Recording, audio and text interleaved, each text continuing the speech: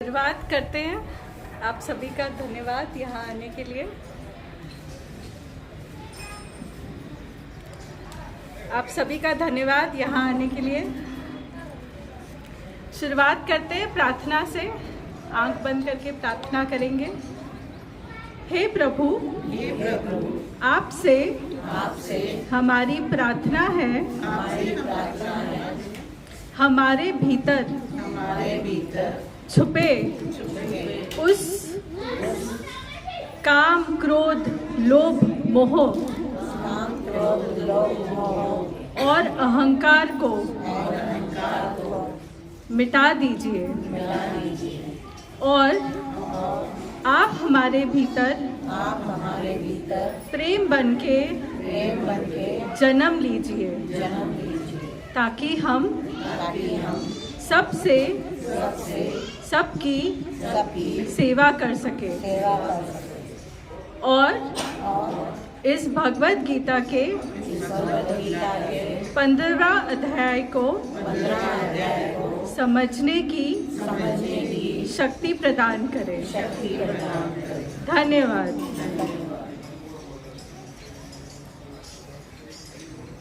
तो हम आज भगवत गीता के 15वां अध्याय को समझने की कोशिश करेंगे। इसमें भगवान श्री कृष्ण जी बोलते हैं, इसमें भगवान श्री कृष्ण जी बोलते हैं कि मेरे द्वार तक तुम कैसे पहुंच सकते हो, मेरे द्वार तक, मेरे धाम तक तुम कैसे पहुंच सकते हो। वो क्या है जिससे तुम मुझे पा सकते हो, मेरे धाम तक कैसे आ सकते हो। उसके लिए वो बोलते हैं कि हमें हमारे काम, क्रोध, मोह, लोभ और अहंकार के ऊपर विजय पानी होगी। जब हम इन पांचों के ऊपर विजय पाएंगे तभी हम भगवान के निकट जा सकते हैं, तभी हम भगवान की प्राप्ति कर सकते हैं। और इन काम, क्रोध, लोभ, मोह और अहंकार में से सबसे ज़्यादा दुष्वादी कौन है? अहंकार है। और कोई? काम और क्रोध, लोभ, सभी है। सबसे ज्यादा कौन सा? सबसे ज्यादा कौन है? क्रोध है। तो लास्ट में अहंकार को क्यों दिया गया? तो अगर अहंकार होता तो उसको लास्ट में नहीं दिया जाता। तो सभी हैं, सभी के ऊपर हमें जीत पानी है। तो आज हम कोशिश करेंगे समझने की कि अहंकार के ऊपर हम कैसे जीत पा सकते हैं। अहंकार के ऊपर हम कैसे जीत पा सकते हैं। तो मैं आपको एक अच्छी सी छोटी सी कहानी सुनाती हूँ। ऐसे ही किसी मंदिर में संत बैठे हुए थे आपस में। संत, उनके जो चेले होते हैं, एक संत महात्मा जी होते हैं और उनके चेले होते हैं, वो आपस में बैठे हुए थे। तो आपस में डिस्कशन चल रहा था उनका, आपस में अनुवाद कर रहे थे। तो एक चेला बोलता है उन महात्मा जी कि मुझे ना बड़ा कष्ट हो रहा है। आजकल के जो युवा पीढ़ी है, आजकल के जो लोग हैं, वो इस आध्यात्मिक ज्ञान में रुचि नहीं रखते हैं, स्पिरिचुअलिटी में रुचि नहीं रखते हैं। तो मुझे बड़ी परेशानी होती है।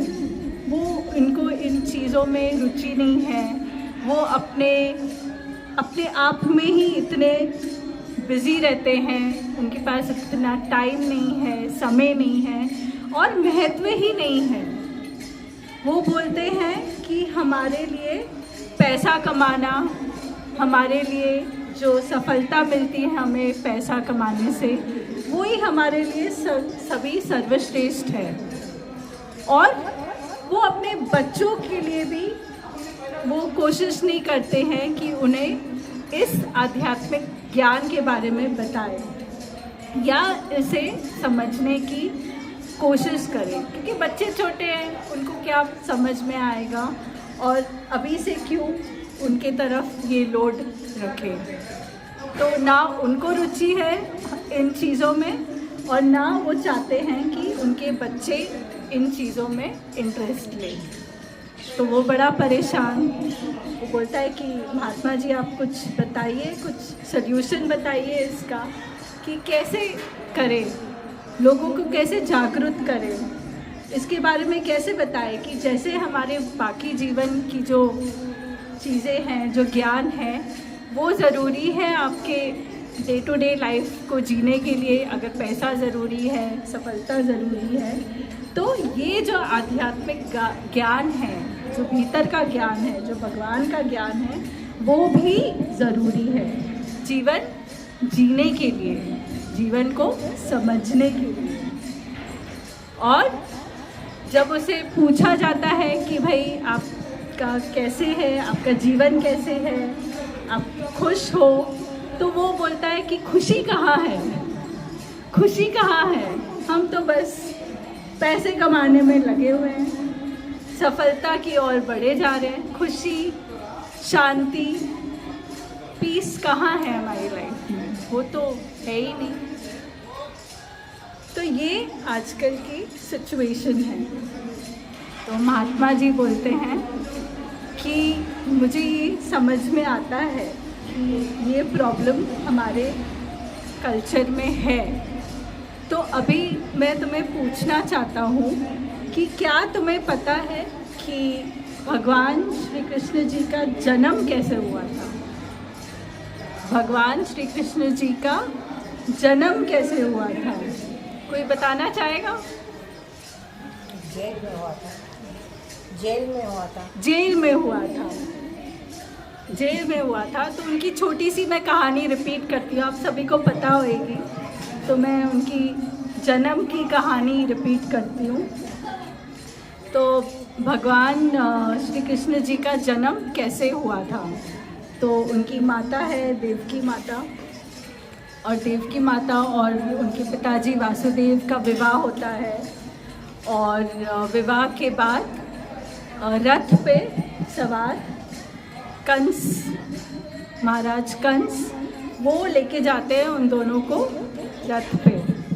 तो जैसे ही वो लेके जाते हैं, रास्ते में जा रहे होते हैं, तो आकाशवाणी होती है, आकाशवाणी होती है बोलते, और आकाशवाणी में बोला जाता है कंस को कि देवकी का 8वां पुत्र तेरे मृत्यु का कारण बनेगा। देवकी का 8वां पुत्र तेरे मृत्यु का कारण बनेगा।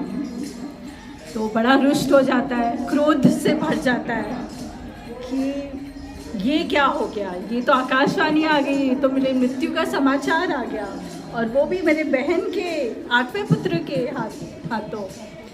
तो वो सोचते हैं, इमिडिएटली सोचते हैं कि भाई मैं देवकी का यही वध कर देता हूँ, ना बजेगी बांस ना बजेगी बांसुरी। तो वो कोशिश करते हैं उसका वध करने के लिए। तब वासुदेव जी प्रार्थना करते हैं उनसे कि भाई नहीं नहीं नहीं नहीं, आप प्लीज़ इनका वध मत कीजिए, आप जैसे बोलेंगे मैं वैसे करूँगा। आप चाहिए तो हम हमारे जो भी पुत्र होंगे हम सब आपको एक एक करके सौंप देंगे, पर वध मत कीजिए देवकी का। तो वो होता है, उनको दया आ जाती है और वो छोड़ देते हैं देवकी को। और पर वो क्या करते हैं, उनको जेल में डाल देते हैं, जेल में डाल देते हैं उनको, और बोलते हैं अभी आप कारावास में ही दोनों रहो। तो फिर देखते ही देखते समय बीतता रहता है, एक संतान के बाद दूसरा, तीसरा, ऐसे देखते देखते देखते 5 संतान वो सौंपता है कंस को, और वो उनकी मृत्यु कर देता है, मार देता है उन सब बच्चों को। छठा जो बच्चा होता है उसको, आपको पता है क्या होता है उसका? रोहिणी के उधर वो, हाँ हाँ, तो रोहिणी माता के उधर वो जन्म लेता है। और जब सातवां पुत्र रोहिणी माता के उधर जन्म लेता है, 6 पुत्र उनके को मार देता है। जब 8वां पुत्र होता है तो भगवान श्री कृष्ण जी जन्म लेते हैं। तब क्या होता है? जब 8वां पुत्र होता है, जब भगवान श्री कृष्ण जी जन्म लेते हैं तो क्या होता है? आते हैं ना, बताते हैं हमको कि आप विष्णु भगवान जी आते हैं ना, दर्शन देते हैं वासुदेव को। हाँ, वो बताते हैं उनको कि भाई मैं जन्म लेने वाला हूँ, मैं अभी जन्म लेने वाला हूँ, तुम्हें क्या क्या करना है वो उनको बता देते हैं। तो जब वो जन्म लेते हैं तो ऑटोमेटिकली जो सारे जेल के जो लोग होते हैं, रक्षा करने वाले जो लोग होते हैं, वो सारे बेहोश हो जाते हैं और उनकी जो हथकड़ियाँ होती है वो अपने आप खुल जाती हैं। और फिर वो वासुदेव जी भगवान श्री कृष्ण जी को लेके जाते हैं, यमुना पार लेके जाते हैं और गोकुल में उनके जो मित्र हैं नंद जी, उनके उधर वो उनको छोड़ आते हैं। और नंद जी के उधर उसी समय एक कन्या का जन्म होता है और भगवान के अनुसार वो उस कन्या को अपने पास ले आते हैं और फिर वही कन्या को वो कंस महाराज को सौंप देते हैं। और जब वो कंस महाराज को पता चलता है कि पुत्र नहीं पुत्री हुई, और फिर वो उस पुत्री को उठा के जब वो मारने लगता है, तब वो दुर्गा माँ का रूप लेती है और वो बोलती है तुम्हारा काल ऑलरेडी जन्म ले चुका है, इस दुनिया में आ चुका है तुम्हारा काल। ये होती है भगवान श्री कृष्ण जी की जन्म की कहानी। अभी हम थोड़ा समझेंगे कि जो माता देवकी है और पिता वासुदेव है वो क्या दर्शाते हैं वो दोनों जने, वो क्या दर्शाते हैं? हमें क्या समझ में आता है कि वो दोनों कौन हैं? वो हमारा शरीर है, माता देवकी और पिता वासुदेव हमारा शरीर है। हमारे शरीर को के बारे में वो दर्शाते हैं। उसके बाद कंस कौन है? कंस कौन है? कंस क्या दर्शाता है? कंस क्या दर्शाता है? हाँ, yes, he is the ego, अहंकारी तो है ही, तो फेमस है अहंकार के लिए, तो वो अहंकार है। अब भगवान श्री कृष्ण जी क्या है? भगवान श्री कृष्ण जी क्या है? ये तो आसान सवाल है। भगवान श्री कृष्ण जी क्या दर्शाते हैं हम सबको? प्रेम, सही कहा आपने, प्रेम। वो प्रेम के प्रतीक हैं। तो कहने का मतलब ये है कि हमारा जो ईगो है, हमारा जो अहंकार है और जो प्रेम है, वो दोनों के बीच में क्या होता है? लड़ाई होती रहती है। होती है कि नहीं? अहंकार और प्रेम के बीच में लड़ाई होती हैं। तो आखिरी में अहंकार को प्रेम के नीचे सर झुकाना पड़ता है। ये उसका कहने का तात्पर्य है। अच्छा, जो हमारे जो जेल के जो मुख्य जो लोग हैं जो निगरानी कर रहे हैं वो क्या दर्शाते हैं। जेल के जो कर्मचारी हैं, जो रक्षक हैं, जिन्होंने रक्षा करी हुई है जेल की, तो क्या दर्शाते हैं वो, क्या है वो। सेवक तो है, पर क्या है, दर्शाते क्या है। नहीं, इंद्रिया। अरे आप लोग इंटेलिजेंट हो गए हो। इंद्रिया, ये हमारी इंद्रियां हैं। तो जो हमारी इंद्रियां है ये हमें, ये किसकी सेवा करती है, हमारे अहंकार की, हमारे अहंकार की सेवा करती है। जो कंस है वो अहंकारी है, उनकी सेवा करती है। तो हमारी इंद्रियां भी हमारे अहंकार की सेवा करती है और वो हमें बाहर की दुनिया में बिजी रखती है। जैसे उस आदमी को क्या चाहिए होता है, यश चाहिए होता है, पैसा चाहिए होता है, तो उसको बाहर की दुनिया में ही बिजी रखती है, क्योंकि उसको पता ही नहीं होता ये सब चीज़ें वो यहीं छोड़ के जाना है। मृत्यु की बात, ये सब चीज़ें ऊपर कोई उपयोग की नहीं है। तो ये दर्शाती है। अच्छा, और अभी जो जेल है वो क्या दर्शाता है।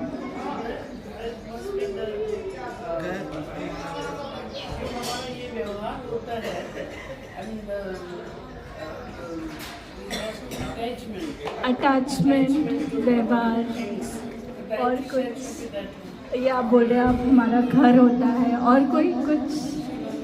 शरीर तो मैंने आपको बता दिया ना, शरीर तो अलग है। ये जो जेल है ये हमारी दुनिया है जिसमें हम रह रहे हैं, ये हमारी दुनिया है। तो इसका मतलब क्या है, इसका मतलब ये है कि जब तक हमारा अहंकार है, प्रेम का सवाल ही नहीं उठता। प्रेम कैसे जन्म लेगा। तो प्रेम को जन्म लेने के लिए भगवान श्री कृष्ण जी का जन्म हमारे अंदर होने के लिए हमारे अहंकार को मरना होगा। तब जाके हम इस जो दुनिया में जो कैद हैं, हम कैद हैं इस दुनिया में, हम फ्री नहीं हैं, हम कैद हैं। तो हम इस दुनिया से मुक्ति पा सकते हैं जब हमारे भीतर भगवान श्री कृष्ण जी का जन्म होगा, जब हमारा अहंकार टूटेगा, हमारा अहंकार खत्म होगा, तब हमारे अंदर भगवान श्री कृष्ण जी का जन्म होगा। और कैसे जन्म होगा भगवान श्री कृष्ण जी का, जब हम उनसे प्रेम करेंगे, जब हम दिल से उनसे प्रेम करेंगे, तब हम उनके इस दुनिया से, उनके इस जेल से निकल पाएंगे। और तभी जब उनका जन्म हुआ था, उसके थोड़े सालों के बाद जब वो वापस आया था, जब उन्होंने कंस का वध किया था, अहंकार का वध किया था, तब उन्होंने अपने माता देवकी और पिता वासुदेव को उस जेल से मुक्त किया था। तो इससे ये हमें समझ में आता है कि अगर हमें भगवान के पास हमारा जो सही रास्ता है जाने का, उसमें हमें हमारे इस अहंकार को मरना होगा। तब जाके हम भगवान को, हमारा जन्म होगा हमारे भीतर और हम उनको प्राप्त, सही तरीके से प्राप्त कर पाएंगे। मैंने 14 साल के बाद मतलब उनको जेल से छुड़ाया था। तो देवकी माता बोलती है कृष्ण को, भाई तू तो समर्थ था, भगवान था, 14 साल हमको क्यों इंतजार कर रहा है। तो बोला माता आपने भी मेरे को 14 साल विश्वास दिया था। इसलिए मैंने आपको 14 साल जेल में तो कर्म का कर्म। कर्म जो भी मतलब भगवान ने भी किसने भी भगवान के माँ बाप ने भी कर्म किया तो उनको भी भोगना पड़ा। भोगना पड़ा। हम तो इंसान हम तो इंसान तो हैं। हमें तो कर्म भोगना ही पड़ेगा। तो उससे ये भी दर्शाते हैं कि हमारे कर्म हमारे पीछा नहीं छोड़ते हैं। तो इसलिए हमें कोशिश करनी चाहिए कि जितना हो सके हम अपने कर्म सुधारें और अच्छे कर्म करने की कोशिश करते रहें, ताकि वो कर्म हमें आगे बांधे ना। और कौन चाहता है कि भाई अगले जन्म में फिर से आए और ये सब कष्ट भोगे? कोई चाहता है? भले दुनिया में इतने सुख है तब भी कोई नहीं चाहता। तो हमको कैसे मालूम पड़ेगा? और कल भी बता हमको कैसे मालूम पड़ेगा? तो यही तरीका है जो मैं बताती हूँ आपको कि इस भगवत गीता। यस कैसे बताना। जैसे हम कोई गाड़ी खरीदते हैं या हम कोई चीज़ खरीदते हैं तो उसकी एक मैनुअल होती है ना कि भाई ये कैसे यूज़ करना है, कैसे इसका इस्तेमाल करना है। तो हमारे लाइफ की भी यही मैनुअल दी हुई है भगवान ने, भगवत गीता, जिसको आप पढ़े समझे और उसे यूज़ करें ताकि आप इस जन्म मरण के चक्कर से मुक्त हो जाएं। अभी मैं एक और चीज़ पूछती हूँ आप सभी से। आपने किसी बच्चों को देखा?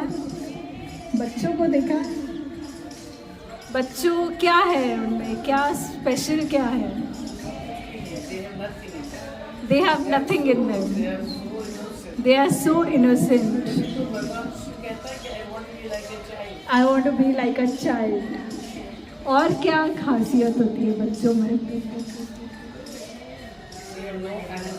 They have got no ego. का क्रोध नहीं है, अहंकार नहीं है, काम नहीं है, सिंपल है। हमेशा मस्त रहते हैं। They are pure. हमेशा मस्त रहते हैं, खेलते रहते हैं, खुश रहते हैं, अपनी दुनिया में रहते हैं। कभी कभी हम चाहते हैं कि हम फिर से बच्चे हो जाए। क्या इस दुनिया में क्या रखा है, इतनी प्रॉब्लम्स है, बच्चे हो जाते हैं ना, मस्त है लाइफ। जो टेंशन है वो माँ बाप की टेंशन है।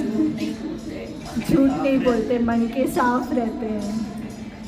तो अगर हमें बच्ची जैसा जन्म लेना है अभी ही, अगर हमें बच्चे जैसा बनना है, हमें खुश रहना है, हम चाहते हैं कि उनकी तरह हम मुस्कुराते रहे, खेलते रहे, हर एक चीज़ में खुश रहे, तो हमारे अंदर कुछ चीज़ है जिसे मरना होगा।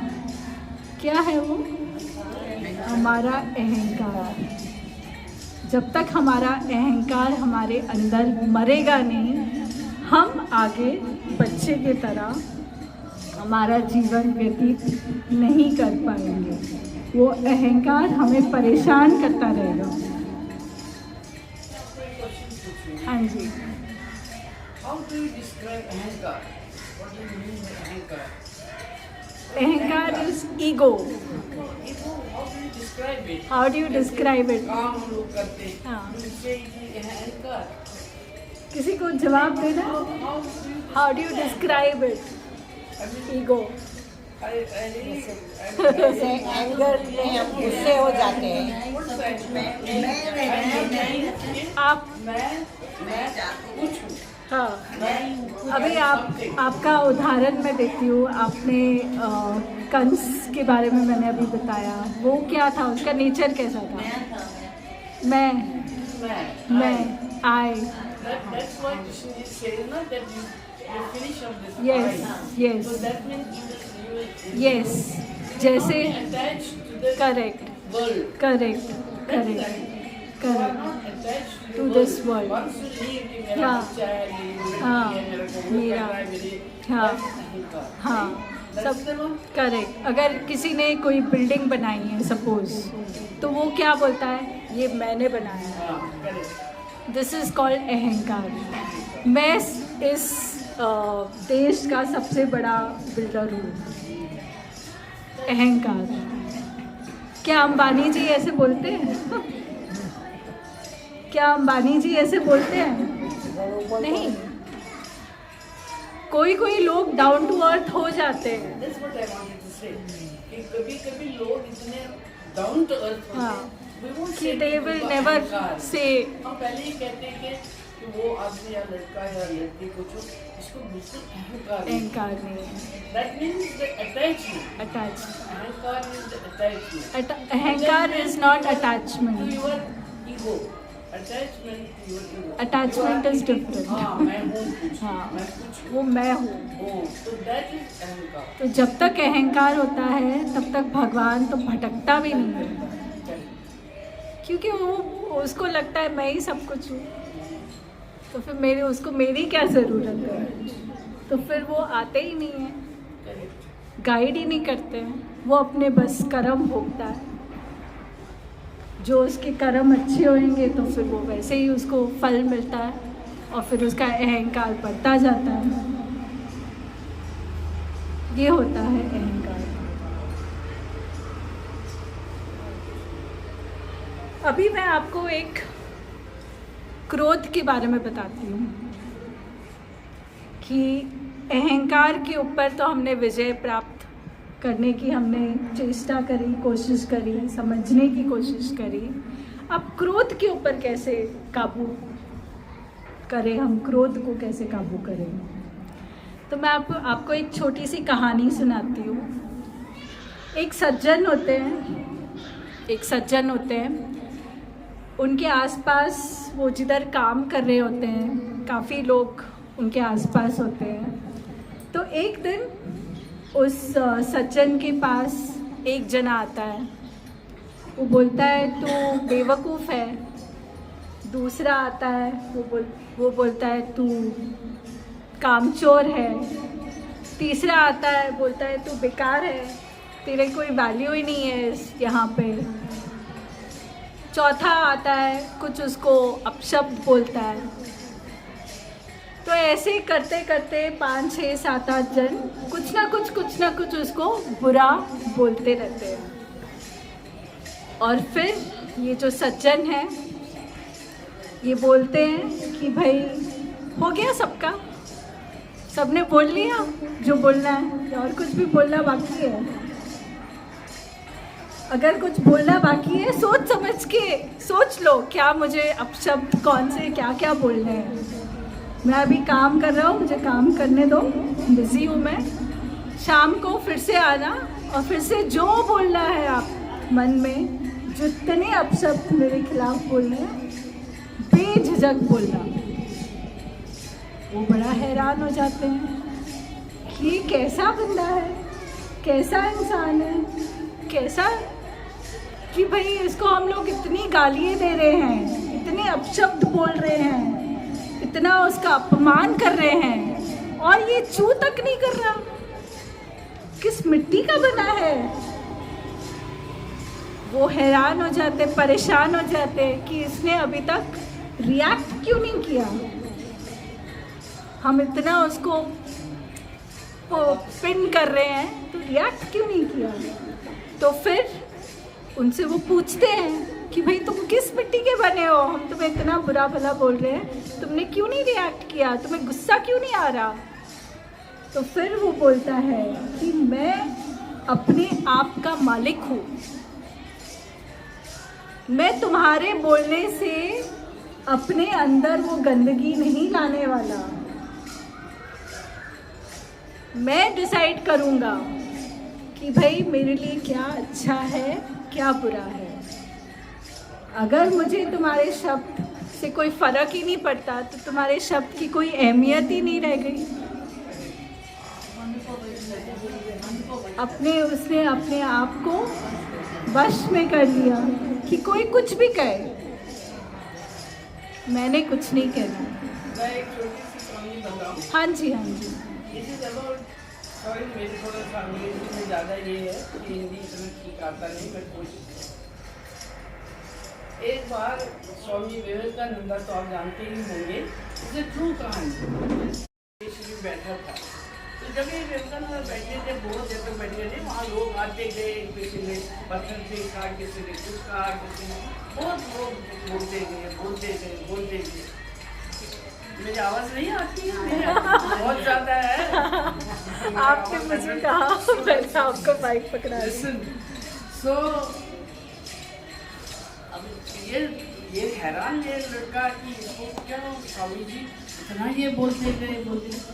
Then after some time same thing happened, then it's a real story, it's written in the book of Swami ji. Then he told Swami जी, मुझे आप एक चीज़ बताइए, आपको इतना इन लोगों ने आपको कहा, आपको कुछ भी नहीं हुआ, आपने कुछ कहा ही नहीं इनको। Then he says very interestingly, पर मैं तो अंग्रेजी में बताऊँ, he says that I have not taken them. I have not taken it, but if you have taken it, it goes to you. You are thinking about it. If you are, I have not taken it to my heart. Therefore, I am not worried about it. I will never react to it. So that's what this is. That कि जो कोई चीज react आपको करता है, वो उसमें वो होता है, you know, I mean you feel bad about it, you get गुस्सा and you get, thank you. Yeah. ये लो।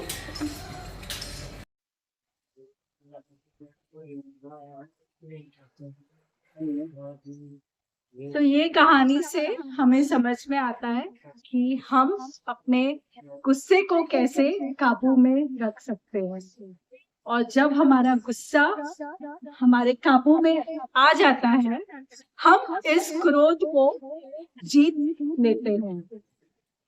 और ये एक तरीका होता है क्रोध के ऊपर काबू पाने का। और जब उस सज्जन को पूछा गया कि भाई तुम कौन हो, तो ये कहानी मुझे मेरे ग्रैंडफादर ने कही थी कि ये ऐसे होता है और ये ऐसे मेरे साथ हुआ है। तो ये कहानी हमारे क्रोध के ऊपर जीत हासिल करने की एक छोटी सी कहानी है, जो हम अगर अडॉप्ट करेंगे, अगर हम सोचेंगे इसके बारे में, कभी भी क्रोध आए, हम सबको क्रोध आता है, हमें भी आता है, मुझे भी आता है, पर जब हम इसके ऊपर सोचेंगे उस वक्त तो हम इस के ऊपर काबू कर पाएंगे। इससे हमारा ये वाला अध्याय होता है समाप्त। हाँ जी, भूल जाते हैं, क्रोध आता है, पेशेंस खत्म हो जाता है। पेशेंस खत्म हो जाता है। कई बार लोग इतना प्रवोक कर देते हैं, जहाँ पे नहीं क्रोध करना, नहीं करना, तभी हो एक ही जाए, बात रिपीट करके इंस्टिगेट करता है। तो वही एक होता है जहाँ ये ना क्रोध जो होता है, ये तो मैंने कहानी बता दी और आपने सुन ली, आपको अच्छी लगी, पर आपने इम्प्लीमेंट करे। एक बारी आप करेंगे, 2 बारी करेंगे, बट ये प्रैक्टिस से होता है। कोई भी चीज, चाहे वो अहंकार ही क्यों ना हो, अहंकार फिर भी कंट्रोल हो जाता है, पर क्रोध मुश्किल। अहंकार के ऊपर जब हम भगवान के रास्ते पे चलते हैं तो थोड़ा अहंकार हमारा कम होने लगता है, फिर भी उसको टाइम लगता है। साधु संतों को भी आते हैं, गुस्सा तो सबको आता है, साधु संत तभी तो वो श्राप देते हैं। साधु संत को भी सोच आता है, हाँ। तो ज्यादा तो इसलिए वो होता है कि हमें प्रैक्टिस करनी चाहिए, अभी रामायण देखते हैं, हमें प्रैक्टिस करनी चाहिए कि भाई कभी भी क्रोध आए, ये याद रखें और कोशिश करें कि हम रिएक्ट ना करें जितना हो सके। अभी 10 में से सपोज अभी 8 बार क्रोध आएगा, 2 बारी तो कम होगा। वो हो सकता है। ऐसे धीरे धीरे आप प्रैक्टिस करेंगे तो धीरे धीरे आप इसके ऊपर काबू कर पाएंगे। ऐसे एक ही कहानी सुन के, एक ही चीज समझ के नहीं होता है।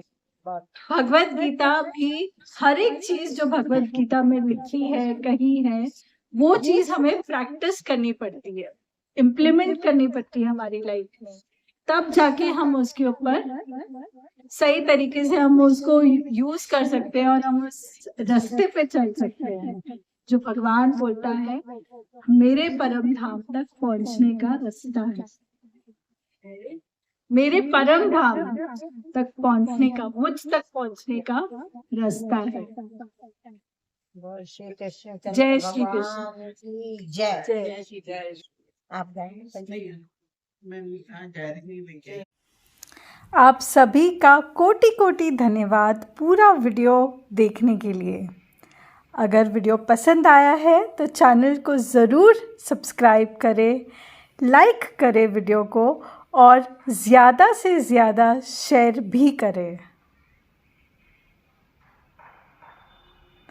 मेरे साथ संपर्क करने के लिए इस नंबर पे आप कॉल कर सकते हैं 9371093246। आपका बहुत बहुत धन्यवाद।